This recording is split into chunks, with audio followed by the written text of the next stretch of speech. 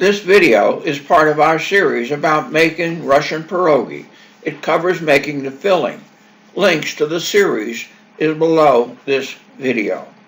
Pierogi types are distinguished by the dough and filling used to make them. To be more specific, Russian pierogi are made with a potato filling, which is enclosed in a classic pierogi dough.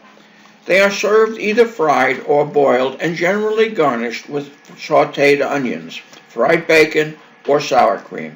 For the sake of efficiency, I will speed up portions of the video.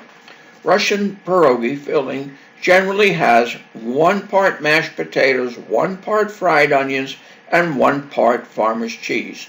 That combination is spiced with salt and pepper to suit your taste.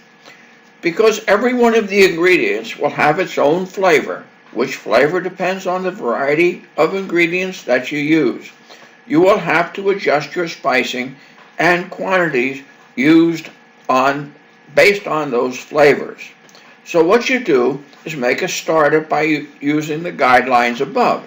Then add more potatoes, onions, and cheese to achieve the taste you like.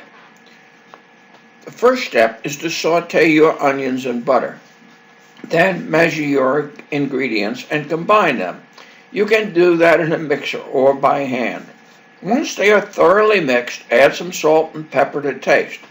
Adjust the final taste by adding more potatoes, onions, and cheese. Just mix, add, and taste. You'll see me doing that constantly in this video. Put the finished filling in a container and let it sit in the refrigerator so that the flavors and spices marry.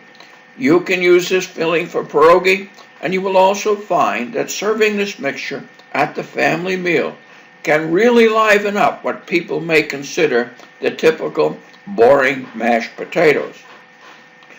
With the filling done, all that you have to do now is use that filling when you make your pierogi.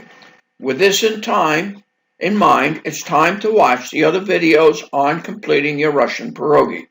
You will find them in a playlist at the end screen at the end of this video. You will also find links to them below the video. Add your comments and ask questions using the comment box.